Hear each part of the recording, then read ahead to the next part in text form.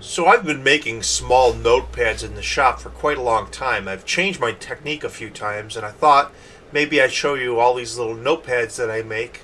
I make them all different sizes depending on what I'm going to do. Maybe I'm going to stick them in my shirt pocket, or bring them to work, or leave them in the shop to make a list or a cut list. I'm sure a lot of people will just go out and buy their own, which is pretty common, but I just figured I would step you through my little process that I use for making these little pads that I carry around with me and stick in my pocket during the day. Well, first thing you're going to notice is that I like to use these binder clips. I mean, you can use clamps, and there's other ways of doing it, but those work pretty well. I like to use this tacky glue. You just want to use any glue that's going to be kind of flexible when it's hardened. It's nothing like super glue that's brittle. You need some type of tape. I use vinyl a lot. These are just scrap vinyl pieces I have from me using my Cricut, but anything you have works well. I use some duct tape too. That's just a red and black, flat black duct tape. They even get fancier if you really want to when they got some colored tape that you'll see in the craft area. The next thing you're going to need to do is you're going to need to get some paper. You can just get plain straight printer paper. That works pretty well. If you want to do the newest technique that I've been using, is what I'll do is I'll get sheets of sketch paper. It has what's called chipboard on the back. If you ever get any kind of notepads, it's got that brown paper on the back. It's called chipboard. That's kind of important. You're going to use that. You're going to use the drawing paper, and then we'll cut it and remove this and put some fancier covers to it. So let's get out some measurement here and cut it down to a couple smaller sizes.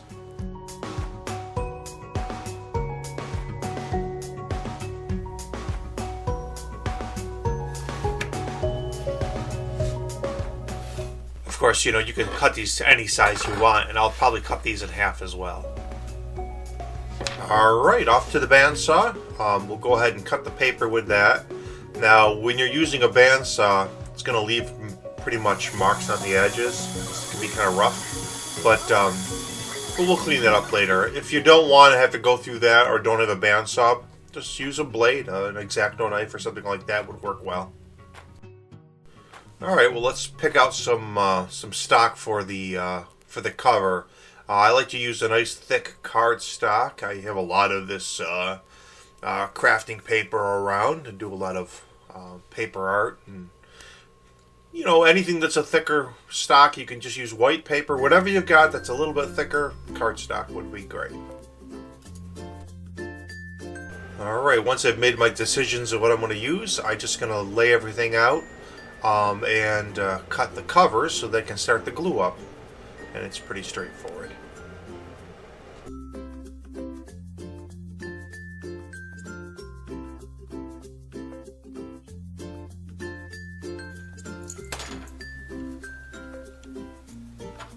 So this is where I use the binder clips to make the edge that I'm going to glue up as tight as it can be.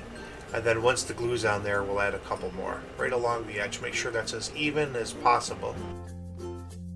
I find I have the most control spreading it out if I just use the tip of my finger. I can get right on the chipboard, and the first layer is going to really soak in. So after the second layer, you just want to make sure that you've got everything on there as even as possible.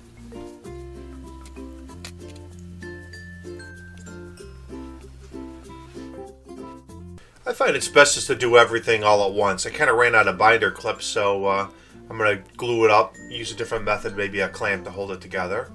But now we want to tape up the glued end. After 2 rounds of gluing, I just mark it off, and in this case I think the width was a little too thick, so once I cut it to length, I'll slice down a thin strip there, and just so it looks nice.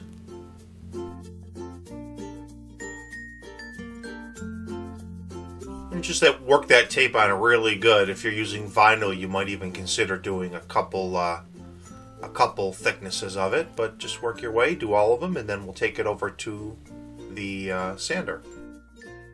If you want to keep it, with those bandsaw saw blade marks on there, and certainly you can. I just wanted to smooth them down, make it look a little more professional, I guess. Nothing too big. I use a couple pieces of wood just to kind of hold them tight so they don't fray too much. Well, again, this is Chris Demetrick from TDW Woodworks, and I appreciate you spending a few minutes so I can show you all the notepads I made, so I'm ready for the rest of the year.